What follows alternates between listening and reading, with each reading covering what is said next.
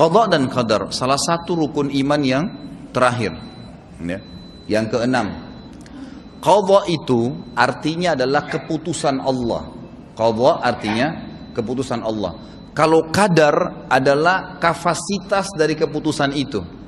Misal contoh, lapar adalah qadhanya Allah, keputusan Allah. Semua makhluknya, manusia maksud saya, tentu ada juga jin, ada juga hewan-hewan itu merasakan rasa lapar. Ada beberapa makhluk mungkin tidak merasakan itu, ya, yang kita anggap benda mati. Tapi kita anggap misalnya manusia. Lapar manusia itu adalah qadhanya Allah, keputusannya Allah. Kemudian qadha ini selalu diikuti dengan qadar, kapasitasnya. Artinya gini, pada saat kita lapar, Allah memberikan sinyal ke tubuh kita, ini tubuhmu sedang butuh makan nih. Lalu kemudian pada saat kita makan, ada kadarnya nggak? Ada. Dengan kita makan sepiring misalnya, 2 piring, lalu Allah kasih isyarat, udah kenyang. Berarti tubuh kita sudah nggak butuh. Kalau ya bensin di mobil kita atau di motor kita itu sudah full tangki, udah nggak bisa ditambah lagi, tumpah nanti kalau ditambah. Kan begitu. Nah ini cara memahami qadha dan qadar, itu yang dimaksud. Jadi ada qadhanya Allah, keputusan Allah diikuti dengan kadarnya. Kehidupan dunia ini qadhanya Allah, keputusan Allah diikuti dengan kadar. Ada saatnya dunia ini hancur gitu kan. Ada qadha dan qadar Allah. Ini salah satu rukun iman kita. Ada sebagian kelompok yang menisbatkan diri kepada Islam, menolak qadha dan qadar karena mereka tidak faham. Hanya karena tidak faham ditolak gitu kan. Padahal sebenarnya ini harus difahamin. Dalam memahami qadha dan qadar Allah ini, kalau biasa kita sebutkan bahasa sederhana di Indonesia ini takdir. Takdir Allah, tapi tidak dirinciin. Takdir itu berarti sudah qadha dan qadar. Kalau tadi memang iman kepada qadha dan qadar saya rincikan secara makna dua-duanya, tapi ini satu lingkup. Takdir ini, Bapak Ibu sekalian, ada 2 macam dalam agama kita. Ada namanya takdir mutlak dan ada takdir ikhtiar. Takdir mutlak yang kita tidak ada campur tangan di situ. Takdir berarti keputusan Allah ya. Kita nggak ada campur tangan di situ. Seperti misal takdir ini penciptaan langit dan bumi, pergantian siang malam, oksigen yang harus dihirup oleh hidung, kalau enggak kita akan mati. Kita enggak mungkin kalau tutup hidung kita akan mati. Berarti ada qadhanya Allah di situ, ada takdir Allah di situ, tapi itu mutlak. Enggak bisa kita nolak. Lahir dari rahim ibu siapa? Kalau lapar kita harus makan, kalau capek kita harus tidur, gitu kan? Kemudian sebagaimana kita hidup, kita anak-anak dulu, bayi, anak-anak, remaja, seperti sekarang Masya Allah banyak orang yang sedang di masa-masa puncaknya, nanti tua, nanti mati. Sekuat apapun dia, itu sudah sebuah qadhanya Allah, keputusan Allah gitu kan. Kadarnya masing-masing dikasih umur, ada yang 60, ada yang 70, ada yang 30, ada yang masih bayi mati. Itu kadarnya Allah yang tentuin, ini mutlak. Kita nggak ada campur tangan situ. Termasuk kita nggak bisa milih, saya nggak mau ibu ini, saya mau ibu itu, nggak bisa. Lahir ini ibu kamu, ini ayah kamu, selesai, terima. Sudah begitu, itu namanya qadha Allah SWT. Tapi ini mutlak ya, kita nggak ada campur tangan di situ. Takdir yang kedua, ada campur tangan kita. Namanya takdir ikhtiar. Sesuatu yang Allah tentukan di Lauhil Mahfuz untuk setiap individu di antara makhluknya. Anggaplah kita lingkup manusia aja supaya lebih kerucut. Setiap manusia ya, apa yang akan dia lakukan dalam kehidupan sehari-hari namanya af'al ibad gitu kan. Itu apa yang dia lakukan Allah sudah tentukan di Lauhil Mahfuz, tidak akan berubah lagi, tapi Allah catatkan sesuai dengan pilihan hamba itu pada saat dia hidup.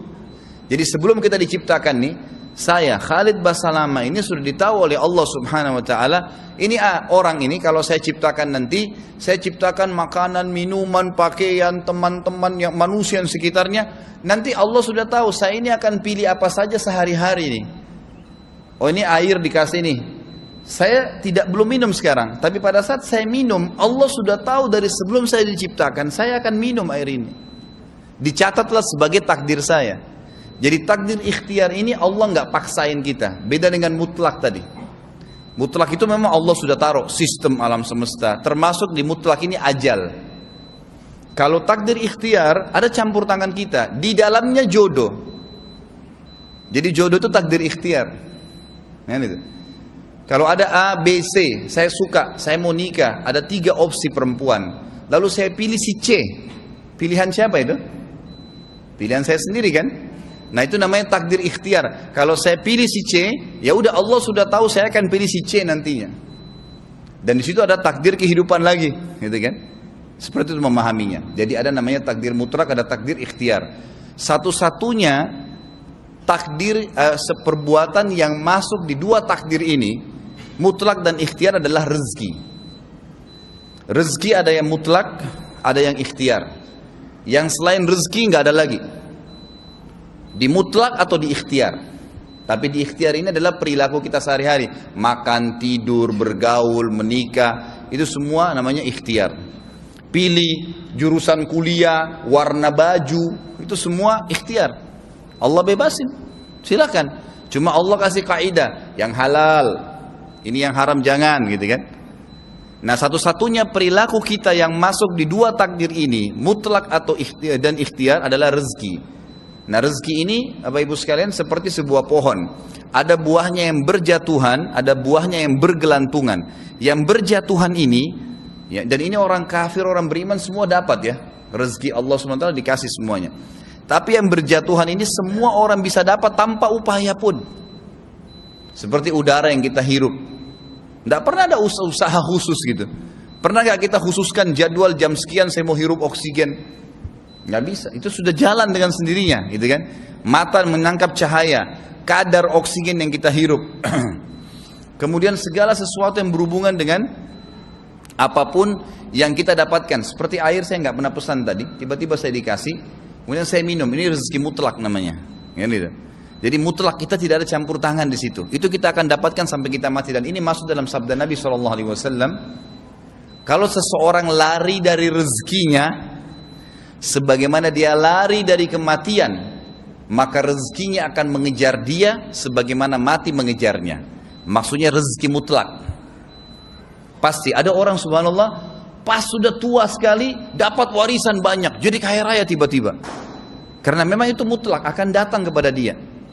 Dalam hadis yang lain dikatakan, kata Nabi SAW, hadis sahih riwayat Imam Ahmad, tidak ada seorang pun akan meninggal dunia kecuali semua rezekinya, maksudnya yang mutlak, akan diberikan kepadanya. Ada rezeki yang lain masuk dalam takdir ikhtiar. Jadi kalau tadi saya bilang pohon ada buah yang berjatuhan, ada buah yang bergelantungan. Nah, ada buah yang bergelantungan Bapak Ibu sekalian. Kita untuk naik mengambilnya harus pakai tangga. Tangga ini ilmu pengetahuan, keterampilan. Ada orang sengaja sekolah sampai S1, S2, sudah S2 mau S3, supaya nanti dia ngajar gajinya lebih banyak misalnya. Ada orang punya satu toko, ingin buka 5 toko, gitu ya. Kan itu ikhtiar dia ya, buka cabang, buka franchise, buka apa, kan itu ikhtiar dia. Nah ini berarti rezeki yang ada di atas pohon, dia naik tangga. Tangga ini fasilitas yang dia pakai, itu dia bisa pilih jurusan apa dia kuliah, jenis usaha apa yang dia mau buka, nanti naik tangga. Pada saat dia naik di atas, dia boleh petik sebanyak mungkin yang ada di situ buah-buahannya. Hanya saja syaratnya, petik buah yang bagus saja, yang berkualitas, halal dan thayyib. Yang berulat, yang busuk jangan ambil. Itu yang haram.